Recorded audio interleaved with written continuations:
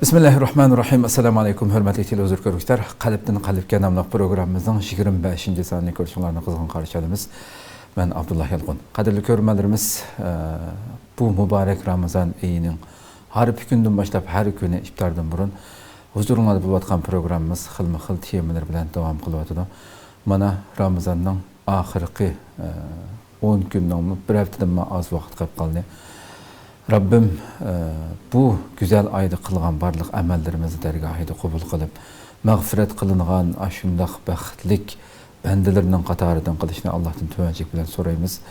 Qadirli körmələrimiz mənim şu Resulümüz degen en ahirki Qadir keçisi tepildiğen ahirki 10 günün taqları da izdanlar degen mübarek küllerde turupdumuz. Bu küllerde elbette keçileri Allah'a köpligen ibadetler bilen fırsat bilip ötküzüşümüz gerek bo'lgan kunlar hammamizga shu muborak qadr kechisini ato qilishini ham Allohdan tovanchilik bilan so'raymiz.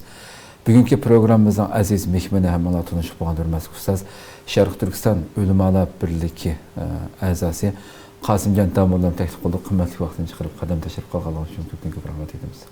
Allah razı olsun sizlerden mi? Allah razı olsun. Bu şeyge biz gibi fırsat yaratıp geldiğinden Allah razı olsun ki memnun bulduk. Köp rahmet. Qadirli görmələrimiz programımız YouTube ve Facebook kanallarımız arqalıq tarixli vatıda. Ekran alda çıxıb duruyatqan nömrimiz şundaqla ictimai uçur vasitələrindəki əlaqə vasitələrimiz arqalıq programımızga alaqadar hər qandaq fikir təklif bolsa berişinglarni, suallarınlar bolsa soruşinglarni ümid qilamiz. Şundaqla köplügən qayrindaşlarımızın faydalanışı üçün həm bəhərləb qoyuşni həm unutmaysızlar. Əmdə bugünkü toxtalmoqchi bo'lgan temamız e'lonimizda bergandek haqiqiy vayron bo'lg'uchi kimlar degan tema to'xtalganligimizni e'lonni berdik. Endi bu anglashga bevosita normalda biz Uyg'ur tilimizda anglagan vaqtimizda g'alati tuyulishi mumkin. Endi bu diniy bir programmada nima demoqchi degandek biz bugungi programmamizni Rasulimizning bir hadisidan yo'lga chiqqan asosda Rasululloh sahobalardan so'ragan Menil muflis deb arab tilida haqiqiy vayron bo'lg'uchi kim? Sizlar bilamsizlar deb Rasululloh sahobalardan so'ragan vaqtida sahobalar bizning ichimizdan mol dunyosi butunlay vayron bo'lib ig'ir ziyon tortgan kishini biz shunday deymiz degan vaqtida bergan javobi har birimizni o'ylantirishga tegishli bo'lgan bu Rasulullohning bir hadisini to'xtalamiz deganimda. Albatta cemiyetimizde naiti nurgullarımız dikkat kılıp kılmay düşüp kaldığan hatalıktan birisi bu. Akıbette Allah'ın aldığı bağa vaktida muş dünyada kılgan, muşundak mübarek ayda kılgan hatta ki nurgun isil emellerimizin ki birilerinin kuluğu düşüp gitip akıbette ahirette hiçbir nesige erişemeydiğen aşındak bir bəxtsiz Müslümanların qatarıdan болып kalmaslık için Resulümüzün degan bu bir hadisini etrafında çögülüp bunun ma'nosini haqiqiy bir tushunib yetayli deb o'ltiribmiz. Hurmatli ustoz, unda bo'lsa bevosita kirib kelsak programmamizga. Shu muflisning kim ekanligi haqida Resulümüzün shu so'rgan shu hadisini bir tushuntirgan asosda kirgan bo'lsak. Bo'ladi. Bismillah, elhamdülillah ve salatu vesselamu ala Resulillahi ve men vala amma ba'd. Hurmatli tomoshabinlar, bugün qeyrinishimizda o'tgandek nayt ulug' ayninki eng oxirgi haftada turibdimiz. Qadr kechisini topamiz deb turibmiz. Alloh subhanahu va taolo qadr kechisini topquchilarning qatoridan qilsin. Bugün bu to'xtalmoqchi bo'lgan hadisimiz yana mush haqiqiy vayron bo'lg'uchi kim o degan tema bek muhim bir tema. Chunki biz hozirgi jamiyatimizda nurg'un qarindoshlarimiz bilib bilmay Peygamber Aslam agahlandığın muşu xavfga kirib ketib bardi. Kirib ketib özünün nima qilayotganligini uqmaydi. Xuddi hadisda bayon qilingan kishiga o'xshash. Endi temamizga asosga kirib kelsak, Peygamberimiz Muhammed Mustafa sallallohu alayhi ve sellem bir kuni bu hadis Abu Hurayra radhiyallohu anhudan rivoyat qilingan hadis bo'lib, bir kuni Peygamber Aslam sahobalar bilan o'tirdi deydi. Bir so'rinda o'tirib sahobalarga muhim bir narsani ogohlantirish uchun Peygamber Aleyhisselam'ın adeti muhim narsalarni sahabelerge o'rgatish uchun savol bilan boshlaydi. Xuddi Jibril Aleyhisselam'ninki tutgan yo'li va hammamizga ma'lum Jibril Aleyhisselam odam suratida, sahabe suratida Peygamber Aleyhisselam'dan oldiga kelib islom degan nima, iymon degan nima, ihson degan nima deyish orqali so'rash orqali kishilarningki diqqatini tortib shu orqali ilm o'rgatgan. Şu Peygamber Aleyhisselam ana şu yolunu tutup nurgun muhim meselelerden bilemsizler, ma qanday iş, ma nima deb so'raydi. Sonra nima uchun so'raydi degan vaqtda hammamizga ma'lum, so'rgan vaqtning o'zida har qanday kishi darhol diqqatini shu yoqqa tortadi. Normal gap boshlayotgan bo'lsa, boshqa ishlar bilan bo'lgan bo'lsa, darhol ma'nosining nimaligini bilamsizlar, ya falonchini tonamsizlar degandan keyin darhol xalqning hammasi diqqatini shu yoqqa tortadi, markazlashtiradi. Uning keyin beriladigan agar u savolda javobi xato bo'lib qolib qolsa bir ishkelandan keyin, ular javobi nima deb unga taqozolik bilan turadi, ona berilgan javob izidan ketmaydi. Bizim hayatımızda aslında ders sorularda oturup bakkan bolsak, sual sorulup cevabı qartab berilgen ders kalımızda orunap ketken. Hemmemiz eslep baksak şunu ahvallarını biz bilaleyimiz hemden. Peygamber Aleyhisselam bu sahabelerden sorgan bayan qilgandek, haqiqiy muflis degan nima o? Yani haqiqiy vayron bo'lg'uchining nimaligini bilamsizlar? Vayron bo'lg'uchi kim o deb so'ragan vaqtida, hamda sahabeler inson bo'lish sifati bilan bizden sorulgan vaqtda işte cevap verişimiz mümkün. Ular şu özünün köz aldığındaki manzara, özü bilgen, özü tonugan narsadan cevap verir. Dedi ki, biz haqiqiy muflis deganni onunki derhem, yani mal dünyası, bırakla la derheme ve la meta deydi. Yani mal dünyası qanmagan, işimiz qanmagan, hiç qanday narsa igulanmaydigan, hatta qo'zg'anim to'yg'izolmaydigan mana shunday bir odamni biz muflis haqiqiy vayron bo'lg'uchi deb qaraymiz deb javob bergan. Javob bergan vaqtda Payg'ambar alayhisalom buni boshqacha muomala qilgan. Chunki Payg'ambar alayhisalom hammamizga ma'lum, bizga ma dunyoni oldingi darimiz so'zlaganimizdek, bu dunyo faqat dehqonchilik, ya'ni qiyomatin uchun usul yig'ish dunyosi. Payg'ambar alayhisalom asosliq bizni nimadan ogohlantirdi desa, qiyomatning, Allohning oldiga borgandagi hisob, Allah'ın aldığı bağındaki bizden haletlerimizde Allah'ın aldığı sağlam haleti berişimizə bekrek ehmiyet veradigan ahiret peygamberi, yani biz ümmeti inayetli, mehriban, şefkatli peygamberimiz Muhammed Mustafa sallallahu aleyhi ve sellem bu meseleni başqacha tushundirgan. Tushundirish deganki, sizlar to'xtanglar. Yani bu haqiqiy muflisga diqqat qilinglar ki, haqiqiy muflis qiyomat kuni Allohning oldiga namozlari bilan, ro'zalari bilan, zakotlari bilan boradi. Yani yaxshi amallar bilan boradi. Yaxshi amal bilan boradi ki bu o'ylaydi, men ro'za tutdim, namoz o'qidim, zakot verdim, men jannatga kirman deb o'ylaydi. Chunki amallar bilan boradi Allohning oldiga. Boradi, berish bilan birga yana boshqalarning haqqlarini bilib boradi.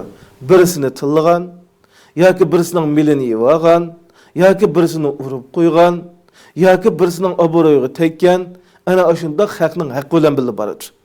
Hak bilan bilib olgandan keyin Alloh subhanahu va taolo adil. Allah adil. Hisob kunisi herkes bir adamning haqqini bir adamga qo'yib qo'ymaydi. Hadislarda bayon qilindiki, hattoki hayvonlarning bir-birini usib etgan, so'qib etgan qisoslarini apirib, uning ularni tuproqqa aylantirib o'tadi Alloh subhanahu va taolo. Undaq bo'ladi ekan, bu imtihon uchun yaratilgan insonlarni, inson va jinlarni Alloh subhanahu va taolo Qur'oni Karim liyabluvakum dedi. Sinoq uchun yaratgan inson jinlarni Alloh subhanahu va taolo cho'qim qanday qiladi, hisobini oladi, ya'ni bir-birisining haqqini qat'iy qo'yib qo'ymaydi. Chunki Alloh subhanahu va taolo adil. Hattoki Qur'oni Karimda Alloh subhanahu va taolo deydi-ki, bugun mana bugun hisob kunisida bir insonga qanday qilinmaydi, zulm qilinmaydi. Her bir narsalarni haq to'liq qilib berildi deydi Alloh subhanahu va taolo Qur'oni Karimda. Shu Allohning adil sifati bilan haq bilan birga kelganligi uchun Alloh subhanahu va taolo bularningki haq talab qilganlarga bu odamning haqqini berdi deydi. Bu odam yaxshi amal bilan bo'lganda. Appagandan keyin buningki ma'ningga yaxshiligini apirib, qarshi bu odam yaxshilik tugab ketdi. Ammo haq tugmadi. Ya haqni urib qo'ygani tugmadi, ya haqning milini yeb qo'ygani tugmadi, ya haqning qinni tugab qo'ygani, o'ltirib qo'ygani tugmadi. Tugmagandan keyin hamda o odamning jinoyatini ma odamga yuklaydi. Bu odam burmoch bir narsadan bo'lganda, u apagan narsasini tugab ketdi. Texi boshqalarning buningga yuklandi. Yuklangandan keyin yomon amallar, yaxshi amallar besib ketdi. Allah'nınki bergen xabari, bizga bergen adaleti boyunca yaman ameli, yaxshi ameli besib ketdi, do'zaxga tashlanib ketdi. Mana bu haqiqiy muflis deb Payg'ambar sollallohu bayon qilgan. Biz buni menda o'zimizning hayoti nimamizda, bizning yashash muhitimizda menda bir tasavvur qilib baqsak, hamma narsani ochiq udul misol keltirib bo'lmaydi. Biz nihoyat pek ichindigan bir ahvol bo'ladi. Masalan, bir odam yil bo'yi, masalan 60 yil yashagan bo'lsa, 20 yoshda bir ishni boshlagan bo'lsa, 40 yil tinmay mal musafir bo'lib, eli u yerda, eli bu yerda nurg'un mal dunyoni topdi hamda. Aman japadı tapdı, bekkizlandı. Tepip ekilip, hem de rahat görey dese, bu şu tepiş jaryanı nurg'un adamga qazilab qaptı ki. Elim onundan aptiken, yoki bunun hesabını hata qilib diken, shunda hesab o'tgan vaqtida bu adamning pullarining hammani boshqalar olib ketdi. Chunki haqning haqqida. Uning ustiga tiqi yetishmay puli boshqalar buni qaziga bukib, sotqa azi qilib bu adamni so'ltib etdi. Dunyoda. Mana bu adamni hammamizning deymiz vayron bo'lib ketdi, tugashdi. Bu adam hayot yashash mumkin emas deb qaraymiz. Uning dunyoda ichinishimiz, balkim yordam qila olishimiz mumkin. Ama Allah subhanahu wa ta'ala'nın olduğu bağa vaxtıda en aşında haqni haqq bilan bağsaq, haqlar ilinib ketsa, haqlar tugab ketib, haqlarni apulab, yaxshi amallarimiz tugab ketib qolsa, yaxshi amallarimiz tugash bilan birga yomon amallar bizga yuklansa, yuklangandan keyin Allah subhanahu wa ta'ala do'zaxga tashlab qo'ysa, ma haqiqiy muflis ma haqiqiy vayron bo'lguchi. Chunki u dunyoda endi amal dunyosi tugdi. Yordam qilguchi yo'q. Biz ayet Kur'an-ı Kerim'de Allah subhanahu wa ta'ala bizi agahlandırdı Abese suresinde. Ne deyilse, o günüz yevme yafirul mer'u min ahihi ve ummihi ve abihi ve sahibetihi ve bani. Yani o günüzde bana bir bizlersanlı berip durunlar deyilse, qerindişi, ota anesi, ayalı, balıçaklılar hepimiz kandak gidiyor da. Kaçıdı bu adam diye. Yani özümüzden halı bilen kalaylı bizden halımızı yığırdep kaçıdı diye. Yani aşındak günde hem de tepi olay veya ki başkalarının bana bir yardım olsun, yardımcı olsun diye. Hiç kandak yardımcısı yok. Hiç kandak hem de iliş, bir tepiş fırsatı imkanı yok. Ahiret günüste veyran boğucu, bana bu hakiki veyran boğucu de Peygamber Aleyhisselam akadında. Mana bu hadis ki münasebetli gen bir hadiste Ebu Hureyre radhiyallahu anhu'dan rivayet kılınan hadiste Peygamber Aleyhisselam degen ki men kanet indahu mazlamatun li ahihi yoki li ahadin deb keldi rivoyatda. Yani eğer sizlarning o'zingni hisob edinglar, sizlarning mushu dunyoda boshqalarning bir haqqiga zulm qilib qo'ygan bo'lsanglar, u zulm ya min irzihi uning obro'yiga tekkan bo'lsin yoki obro'ydan boshqa bir narsa bo'lsin, ish qilib haqning haqqiga bir tajovuz qilib qolgan bo'lsanglar, falyatahallalhul yawm. Bugün qanday qilib olsin? Halallashib olsin. Rozilashib olsin ma dunyoda deydi. Bugünkü ma dunyoda men seni avzor berib qo'yapti-ekanman yoki haqqingni olib qo'yaptiman ekan deb qanday qilib olsin? Halallashib olsin. Nimadan olan shuningdan yani qiyomat kuni kelishdan ilgariki o qiyomat kuni kelgan vaqtida berib olay desa mal dunyo yo'q. Yeni yo'q chunki hamma narsani qo'yib boradi u yerga. Mal dünya yok ona hakkını. Ya onu urval dese urgululmaydı vaxtida. O vaxtida qanday qilindi o dese, o vaxtida bu adamның salih amalları zulm qılınğıcı kişiге berildi deydi. Benim hadisning maskeli vadı var desende. Yani zulm qılınğan adamga berildi. Eğer bu adamның yaxşılığı azulab yetmey qap qalsa, az zulm qılınğan adamның nimesi? Cinayeti bu adamның üstüge qanday qılındı? Berildi. Şunun için muşu dünyada başkalarına qilib qo'ygan bir zulmingli bo'lib qolib qolsa, shu zulmlardan qanday qilayolinglar? Muşu dünyada halallashinglar, rozilashinglar, qutulishinglar deydi. Ömer radhiyallahu anhu'nun bir meşhur sözü hammamizga bek muhim, davomli deb o'tamiz. Ömer radhiyallahu anhu degan ki, qiyomat kunidagi hisob kelishdi uzun, hasibu ala anfusikum qabla an tuhasab. Yani sizlarga hisob ilinishdan burun o'zingizga qanday qilayolinglar? Hisob ilininglar. Şu an aziz qarindoshlar, shu bugun mana hamimiz ulug' Ramazon oyininki eng oxirida turibdik. Duolarimiz ijobat, fazilatli oylarda turibdik. Mana bu shundaq oylarda o'zimizdan bir hisob elib, bilib bilmay qilib qo'ygan, boshqalar qilib qo'ygan zulmlarimiz, obro'yiga tegish va uning o'xshash boshqalarning haqqiga kirishlar bo'lsa, mushu ulug' oyda bir halallashib olsak, rozi qilib olsak, inshaalloh Alloh subhanahu va taolo ulug' oyning hurmati bilan gunohlarimizni mag'firat qilib, bizni be Allohning oldida salomat bag'il Allah nasib qilar inshaalloh. Ko'pdan ko'p rahmat ustoz, yani shu demak islomning nazarida haqiqiy vayron bo'lgan har narsadan ayrilgan kishiningki nurg'un narsalar bilan berib, amallar bilan berib, oxirida haba'an mansura bo'lib ketgandek bo'ldi. Hamma narsa chang tuzang aylanib ketib, umi yetmay jahannamga kirib ketishdan iborat bu darajada xatarlik bir ahvolga tushib qolishdan ig'ir bir vayronchilik bo'lmasi kerak. Oxiratdagi muflisning vayron bo'lg'uchininki qolib qoldigan nimasini so'zlab bo'lgan bo'ldi hamda yuqorqi savolning ichidan chiqib ketgan bo'ldi. Hamda sizcha bugun jamiyatimizga sep baqsaqmi shu hadisning ruhini? Cemiyetni qanday ko'rsiz, qanday bir holat tuturyapmiz? Endi hozirgi hammamizga ma'lum endi Bu hadis bugün so'zilib nihoyat yaxshi bo'ldi. Endi bizning Uyg'ur jamiyatimiz nihoyat ig'ir bir ahvolda turyapmiz har biraylar.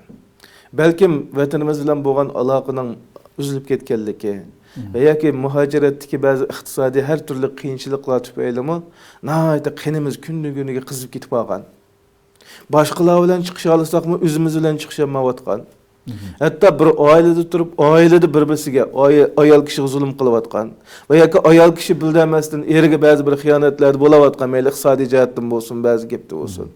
Uningdan boshqa jamiyatda bir-birimizga shundoq bir gap ortiq bo'lib ketib o'g'icha, darhol uningga qo'l jugatadigan yoki uningga til jugatadigan, uningdan bekrak ashaddiy eng xatarliki nima desak, mana sotsial mediada emas, hamda aloqalash vositalarida bir gap shunda o'tirg'i chiqib bo'g'icha uning obro'yiga tegadigan, uni haqorat qiladigan, har xil hajviy rasmlarni chiqarib uni mazoq qilib, masxara qiladigan mana shu ahvollarni aytib ig'ir bo'lib ketib bordi.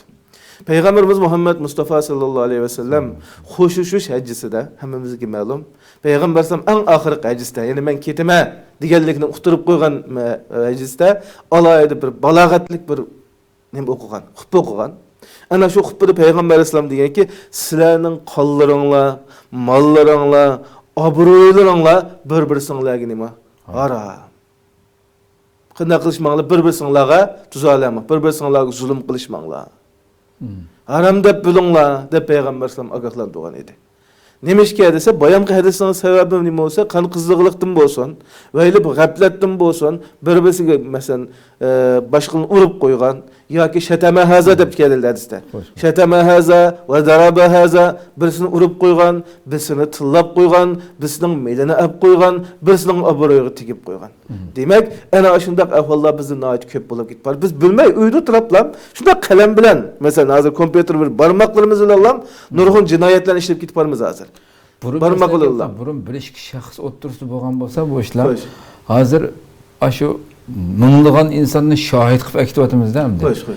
Guvoh qilibchi, bo'layotgan bu tillashlarimizga, haqoratlarimizga, hamma narsaga minglagan boshqa dunyoning nalaridagi insonlarni shohid qilib, qiyomat kuni menga shohid bo'lishmi degan gapda ham amaliyotda bo'ladi. Şu bilmegen özümüz anlap bakmagayla palanca mündak qıptı odasıyla bazı ağzını buzub kalıdığan, ona şu internet vasıtalarında tıllaydıgan ahvallarına ait köp. Peygamber Aleyhisselam bundaq işlerden ait köp agahlandığan. Hatta Kur'an-ı Kerim'de bu, sizlerge men jâküm fâsikun binebeyn. Yani sizler inimlikin kullanmaydıgan, hakiki onun etiqadığı şençik bulanmaydıgan bir adam, bir haber nekası iniqlanla. Ayetine ayıqda sizler iniqlamay, başqalar qanda qıp qo'ysizlar, zulüm qıp qo'ysizlar, başqalarına haqqıga kirib qo'ysizlar deb Allah subhanahu wa ta'ala agahlandığımız. Peygamber Aleyhisselam anılgan narsinin hemmini depşiriş, yalğançılığı kufaya degan. Peygamber Aleyhisselam. Peygamber Aleyhisselam hatta her qandaq bir narsa kelsa, sen köydünmü, sen rast anladınmı, sana kim guvoh bo'ladi deb turib muomala qiladi. Bu vaqtning o'zida nurg'un bizning dushmanlarimiz jiq ba'zi vaqtida ba'zi sharoitlar ashunda ishlarning bo'lishiga sabab bo'lib qoladi, qasdlik emas. Masalan, hattoki oldingi darsimiz so'zildik, shu madaniy xabar yetkazgan odamni payg'ambar sallam kirib uringlar ya solanglar debdi. Kelib, sana zodi bu nima sabab bo'ldi? Nima uchun shunday ishlar qilib qolding sen aslida qilmayding deb, aning avval yaxshi bir inson ekanligini bilganlik uchun bir sahoba ekanligini, uning sababini so'radi. Biz hozir o'zimizning qirindishiga ishonmaydigan, özümüzün dostuğa, hatta özümüzün urug'tuqqiniga yoki oiladagi ayoli ergi bir-biriga ishonmaydigan ishonchsizlik bilan ishib ketib qoldi. Ishonchsizlik ishib ketgandan falan seni manda dedi desa, ras. Ashunda deydi debla. Yo'q, bu mening bir qirindishim, bu mening oilamdagi bir ayolim, meningki hamroyim va yoki mening musulmon qirindishim bu demaydi. Bu meni ayblamaydi bu. Bunda qilmaydi bu deb berib, bunda bir gap anladim desa, aslida undan chiqmaydi nurg'un ish. Nurg'un ish undan chiqmaydi. Mana shunday gaplar qo'shilib ketadi. Masalan, sahobalardan Xolid ibn Validdan so'ralgan, seni palanchi manda dedi desam deganisa, uning ayrim daftari va mening ayrim daftarim bor, o'zining daftariga yozildi dedi. Çünkü onun defteri ayrım, nima degan bo'lsa shuni yoziladi. Yani bu İmam Şafii rahmetullahi alayhi bo'lishi mumkin. Sal ismini qaçtı. Yani bir olimdan so'ralgan vaqtning o'zida agar u o'zining bo'g'ichisini gunoh bilan daftarini gunoh bilan to'ldirmoqchi bo'lsa da'vasin degan. Çünkü biz aşının kendinden ketip açık kirip başkalar hakaret qilib qo'ydigan, til qilib qo'ydigan mana shunday ahvollar bizda nihoyat ig'irlab ketib bordi. Biz endi bu so'zni shu hadisga bog'lasak, biz bilmay hozir to'g'ri qilayotgandek o'ylaymiz. Xuddi eliqi Peygamber sallam misal qilib berganda. Özünü bağ tutsa ben Xo'sh, xuddi eliqi Peygamber sallam misal bergan adam qanday qildi? Amuflas, "Voy men jannatga kiraman" deb amallari bilan borganda, bizim o'ylaymiz, qarsak, ash qarindoshimizning hammasi namoz o'qiydi, nihoyat taqvo. Masalan, masjidlardan qolmasligi mumkin. Ba'zilar ancha-muncha ahli ilm bo'lgan bo'lishi mumkin. Ancha-muncha boshqalık dars qiladigan bo'lsin va yoki Qur'on o'qiydigan, har xil davomli ibodatlar bilan shug'ullanayotgan bo'lgandan keyin u kallasi nima deb o'ylab qolamiz hamda, bizni shuning qatori qilib so'zlaylik. Nima deb o'ylab qolamiz? Voy, meni yaxshi amallarim bor, men yaxshi qilyapman, men jannatga kirman deb o'ylab qilgan bo'lishimiz mumkin. Ammo o ishlarni kichik ko'rib, boshqalarga qilgan til ahonatimizni, obro'yiga tajovuz qilib qilishimizni, bilib bilmay xalqning haqqini yeb qolganligimizni, uni kichik sanab o'tib ketdi deb o'ylab qilgan bo'lishimiz mumkin. Ammo u qarish tarafning qalbi qanday bo'lgan? Uning qalbi qanday ahvolda? Qanday holatda turadi? Uning qalbini qanchalik biz dazk yetkizdik, buni o'ylab tushunmay qolamiz. Inson o'ziga boshqalardan o'ylab boqsa bo'ldi inson. Boshqalar uni tillagan vaqtida va yoki boshqalar uni dashkushligan vaqtining o'zida u qanday tuyg'uda bo'ladi? Bu dashkushligan vaqtida boshqalar qanday tuyg'uda bo'lgan bo'lishi mumkin deb. Endi buni vatanimizda bo'lgan bir qisqa voqeani qisqa so'zlab o'tib ketay, ibrat bo'lish uchun. Vatanimizda bizning ustoz so'zlab bergan, vatanimizning ma'lum bir rayonida bir kishi cho'ng bir o'tgan bir kishi vafot bo'ldi. Vafot bo'lgan vaqtida hammamizga bilamiz, jinoz namoziga kelgan vaqtida shu kishidan rozilik qilamiz. Bu odamdan rozi bo'lamiz, haqqingiz bo'lsa, rozi bo'linglar degan vaqtda bir odam o'ttirib chiqdi. Men rozi bo'lmayman deb. Nima uchun rozi bo'lmaysa? Men buning bilan ya xo'shnitim, dexallamdi. Ya xo'shnitim mening yerimdan azroqini bu ilib olgan. Nima uchun ilib olsa deb kelsam meni urgandi. Ballar dediki, bo'ldi biz sening yeringni berib o'taylik. Yeringni berib o'taylik, sening adam ilib olgan bo'lsa, sen rozi bo'lib ket, jiq adam bor, so'rinirgun jamoat yig'ilg'aydi.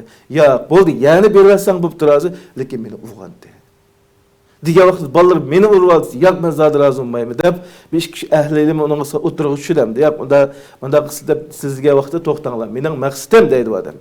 Men bu yerda bu odamni bu bizniki kin bizlan bil jamoat bo'lgan bizdan cho'ma hurmat qildigan odam. Men bu odamdan o'tib o'taman, lekin mening maqsadim mening shu vaqtdagi ahvolimni sizlarga tasavvurlab bermoqchi deydi. Men o'zim bir cho'ng necha bolaning dadasi shu odamning qishig'i kelsam, men odam cho'ng bo'lganlikdan, ustixonlik bo'lganlikdan men uranmay qolib qoldim. Meni urgan vaqtida men yana ichiga kirib ketgan. Men shundoq azoblangandim.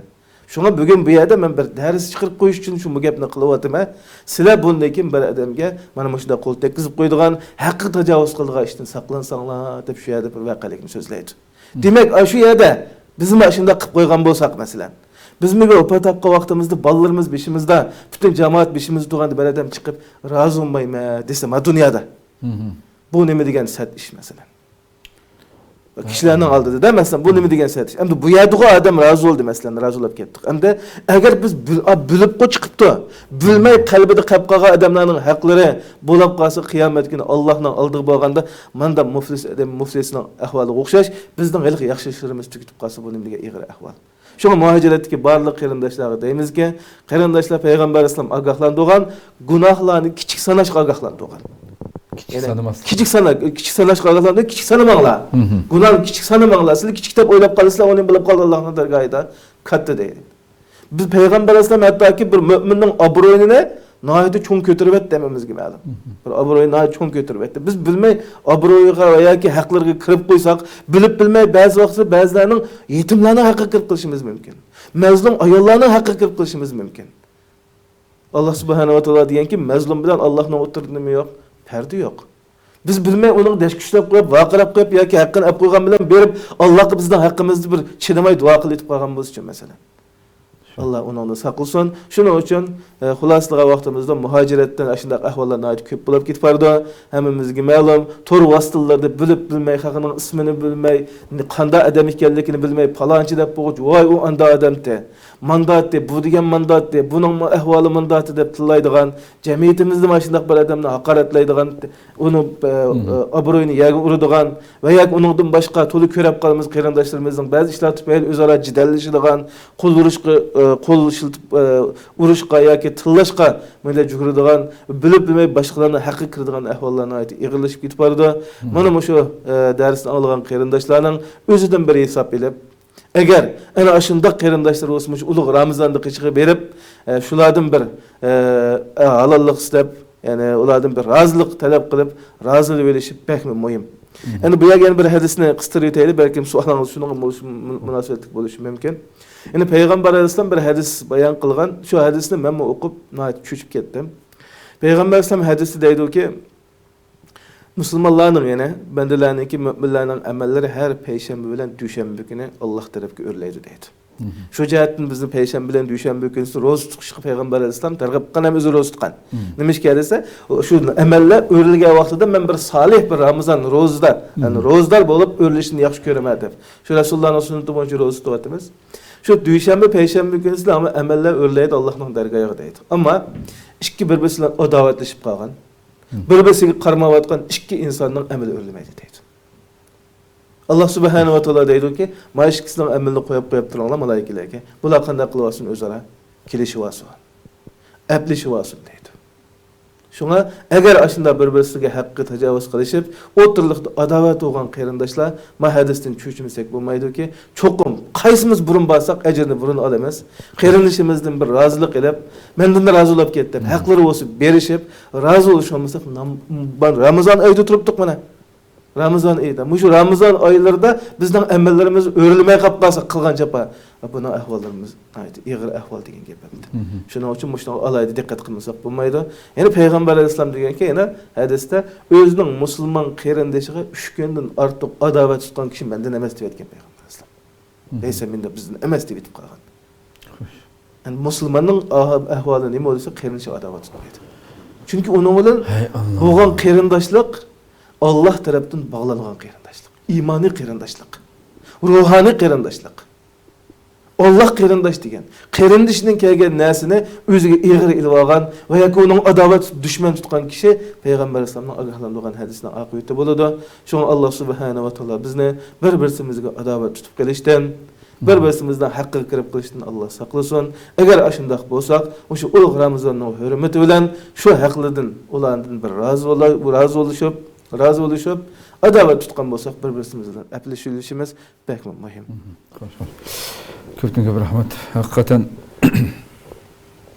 aşı Resulullah'ın bizden emas degan şu formatda kelgan hadisimi hakikaten bir qancha yer deydigan edi.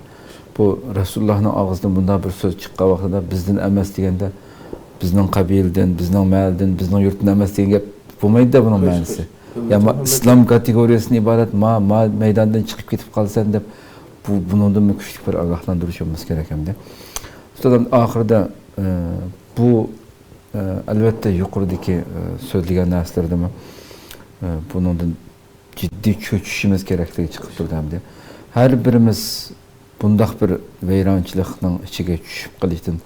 Kanda kutulumuz üstümüzdeki hakkında mı halalleşmeliş meselesini değil hem de. Nurguldur mesela aşında başkalarının keyine kirip gitmemesen bilgen qilishi mümkün. Hatta öz tunmaydigan insanlarga mı? Yoki bo'lmasa munosabatlar burun qilib qolgan ishlarni aloqa oldi burun o'zlab bo'lgan bo'lishi mumkin.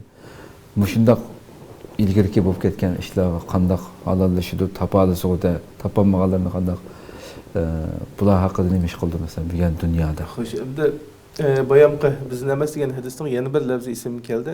Ma hadisninki bir qancha lafzlar var. Yana bir hadisda shu yuqorqi la yahillu li mu'minin deb keladi. Bir mu'minga 3 kundan ortiq adovat tutishi halol olmaydi deb kelgan bir lafzida. Ma lafzi sal sahiyrak chiqadi lafzida. Shunday qilishcha ikki hadis bo'lsa qarishib ketmasin deb o'ylab qoldim. Xo'sh, endi hozirgi savol masalasiga kelsak, endi birinchi bo'lib har qanday bir oqibat kelishdan burun buning oldini olish masalasi bo'ldi. Kasal kelishdan burun vaksina solamiz-ku masalan hozirgi vaqtda.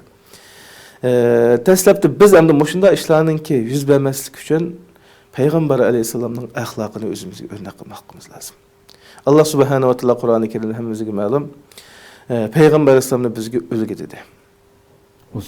Usvetun hasanatun limen kana yerjullah dedi. Allah ve ahiret gününe ümmet kıladigan müminlerge nispeten Peygamber Aleyhisselam'da pek yaxşı ulgu var dedi. Peygamber Aleyhisselam'da Allah Subhanahu ve Teala Kur'an-ı Kerim'de inneke la ala hulukin azim. Sen güzel ahlak sahibi dedi. Peygamber Aleyhisselam'ın ahlakından sorulganda Ayşe radhiyallahu anha hulquhul Kur'an dedi. Peygamber Aleyhisselam'ın ahlaklanğan vaxtımızda, yani Kur'an-ı Kerim'nin hükmü boyunca yaşayan vaxtımızda bu işlerden saklanıp kaldı buladı. Mesela bilimiz Ömer radıyallahu anhu'nun ayeti pek keskinti. Lekin Müslüman bolğandan keyin, bulup mu halife mesuliyetli kılgandan keyin bir adamga azar yetkizmedi. Peygamber Aleyhisselam'a örnek, Peygamber Aleyhisselam'ın bir adamı katık yap kılgını yok. Hatta ki Peygamber Aleyhisselam sepni tuzağı etip tayakta, biz hemimizin bir sahabının bedeni azrak teketti. Teketkendi ki bana zulüm kılıp koydular da al demez mi? Sen başında kılıp aldı, berip kucaklıp aldı Peygamber Aleyhisselam'ını. Ben bir teremden sılan terlerine tekkizişini ağırlık ömrümde yaxşı gördüm dedi. Sahabının maksadı şu, lekin Peygamber Aleyhisselam bir teketkenge üçünü ilim al dedi. Çünkü ma üçününki kıyamet günüge basıp ne kadar igri ahval bağlıqını Peygamber Aleyhisselam biliyordu. Şu muhim biz Peygamber Aleyhisselam'ınki ahlakını özümüzge örnek kılmamız lazım. Allah Subhanahu ve Teala Kur'an-ı Kerim'de yani ahlaklı kişilerinki ahvalını tesirleplim deydi dese kaziminel gays otçıqını jutalğan. Tazi bu yuqarı kişilerin köpüncüsü otçıqının tesirden bol edemdi. Otçıqını jutalğan edem deydi. Vel afinanin nas insanların qanaqlı ötəlgən, əbu təlgən, keçili ötəlgən, ütü ötəlgən adamlar dünya ahiret nicat tapqanlar dedi. Peygamber Aleyhisselam'a hakiki batır nemo isminde de otçığını jutalğan dedi. Bizden en mühim kıldığan işimiz birinci şu Peygamber Aleyhisselam'ın ahlakı, Kur'an-ı Kerim'den bizge buyurgan körsətmesi boyunca her qanday vaqtda özümüzün otçığını yengip, özümüzün otçığının üstüne galip geliş ve şundaqla başkalarını ötəleydigan buluş. Xoş, endi bu mesela bilalgen adamdan go razı boladı eken. Bilenmegen adam meselesiga qanday qilamiz? Allah Subhanahu ve Teala'ga dua, tövbe istig'for qilib, ey Allah, men mana shundaq bilib bilmay qilib qolgan ishlarimdan men tövbe qildim, gunohlarimni mag'firat qilgin. Agar bilalisa yetkizib, bilanmasa Allohga tövbe qilish bilan boshqalarga qanday qiladi? Yaxshi xayr ihson qiladi, yaxshilar bilan shug'ullanadi, yaxshi muomalada bo'ladi. Buning örnekleri nima bo'lsa, Peygamber Aleyhisselam'ın sahabelar so'raganki, dadisi babasiga yaxshilik qiladi. Dadisi bo'lmasa qanday qildi desa, dadisining yaqinlariga qanday qilsin? Do'stlarga yaxshilik qilsin dedi. Alimlardan masalan burun bir xato ishlar bilan shug'ullanibdi, o'g'ri yolg'on ishlar bilan shug'ullanibdi. Kimdan olgan, kimdan qo'yganligini uqmaydi ekan, bu odam tövbe qilgandan keyin haqni haqqini qanday qaytardi desa, yaxshi yo'lda qanday qilsin? Xayr ihsan qilsin, sarf qilsin deydi. Shuning o'xshash topolmasa shuning namida. Shuning namida xayr qilsin. Yani mesela sanıf qilmaydi mesela. Shu Mehmetni topolmaganmiz, Mehmetninki, Sametning namida qilaveradi. Chiqishlar bilan shug'ullanib ketgandan keyin umuman iqtisodni davomli xayr ihson bilan, yaxshi amallar bilan bo'lsa, tavbatun nasuha bo'lsa, yani shu Allohga haqiqiy tavba qilib, ey Allah, mening mana shunday xatoliklarim bor, afu qilib etgan men topolmadim, sen ularning bir shohid o'g'in deb, agar boshqalarga yaxshi muomala qilib bunun keyingi holatlarda xayri ihsonni ko'p qilib, yaxshi muomalada bo'lsa, güzel axloq bilan bo'lsa, Alloh Subhanahu va Taolo hamma narsa bilib turguchi. Alloh Taolo Qur'oni Karim deganki, yani inson taqat keltirmaydigan narsaga Alloh qanday qilmaydi. Buyurmaydi, mukallaf qilmaydi. La yukellifullahu nafsan illa wus'aha. Faqat taqat keltiradigan narsaga Alloh Taolo amr qildi. Chunki topolmadi, amal bo'lmadi. Onun aldığını bilmedi, tövbe kıldı. Tövbe kılsa Allah Subhanahu wa Taala tövbesini kabul kıldı. Bu işlerini Allah Subhanahu wa Taala asıllaştırıp verdi kıyamet günüsü. Şu an bir yerde hulaslığa vaktimizde boğası çokum alalışıp bununla razılış olaydı. Eğer bulmagan bolsa biz Allah'a hakiki tövbe kılıp bundan keyingi işlerimizni, mijazimizni özgertip, bundan keyin başkalarga yaxshilik qilish bilan ko'p xayri ihson qilish, boshqalarning qiyinchiligini asıllaştırış. Çünkü Peygamber Aleyhisselam bir insan başka bir qarindoshining dünya qiyinchiliklaridan bir qiyinchilikni asıllaştırıp esa Allah Subhanahu wa Taala qiyomat qiyinchiliklaridan qiyinchilikni asıllaştırıp degan emasmi? Mushu dunyo bilan chiqish yo'lidan biz mana hadisda bayon qilindi. Boshqalarning qiyinchiligini hal qilaversak, oyatga bizning qiyinchiligimizni Allah Subhanahu wa Taala asıllaştırıp berdi. Şükür ise. Köpten köp rahmet, Allah razı olsun. Allah razı olsun. Qadrli ko'rmalarimiz, shuna qilib bugungi sonimizdan oxiriga keldik. Anglab o'tdik. Haqiqatan diqqat qilishimiz kerak bo'lgan, cho'chishimiz kerak bo'lgan nurg'unlarni nihoyatda yengiltaklik bilan qilayotgan nurg'un ishlarningki oqibatda bizni nadaga opiradiganligini Rasulumuzning shu kichikgina qisqagina bir hadisidan to'liq shaklda tushuna olamiz. Shuning uchun buningga ko'ra mana shundaq tavbalar Allohning rahmati yomg'irdan bakrak yig'iyotgan, tavbalar qabul bo'ladigan, bir amalimiz necha hassalab qaytariladigan shundaq minutlarda, kunlarda tavba qilib olaylik. Kishilarning haqqiga kirib qo'ygan bo'lsak, onundan kechirim so'rab, halollashibilib, roziligini elib olayli. Bu fursat belki kelar yilgacha ömrümüz bormi yo'qmi? Hech kim bilmaydi. Mu'minning izzat, hurmati, uning hurmati hatta bir hadisda Allah'ның nazarida Ka'badan ortiq deydi. Biz her bir Müslüman dünyada arzu qildigan şu Rabbimning Ka'basiga berib bir tavob qilib olsam deb biz talpindigan her bir mu'minning qalbiga Allah sağlam mu'minning qalbiga şu Beytullahil Haram, haramga berib şu Ka'bani tavob qilishga talpindigan qilib qo'ydi yani. Shuni bir arzu qildi har qanday musulmon endi. Shu mu'minlarning qalbi talpinadigan şu Ka'basidan ortiq bir musulmonning izzat, obro'yi yuzdaydi. Bunchilik yengiltaklik bilan qildigan ishi emasligini bundan ko'rib olamiz endi. Allah subhanahu va taala ömür bersa, ati boshqa bir tema bilan ko'rishguncha aman bo'lgaysizlar. Bu mübarek saatlarda dualaringlarda ham bizlarni aslab qo'yishni unutmasliklarini umid qilamiz. Assalomu alaykum va rahmatullohi taala va barakatuh. يا نور الهلال أقبل تعال فالشوق طال والقلب سما نحو السماء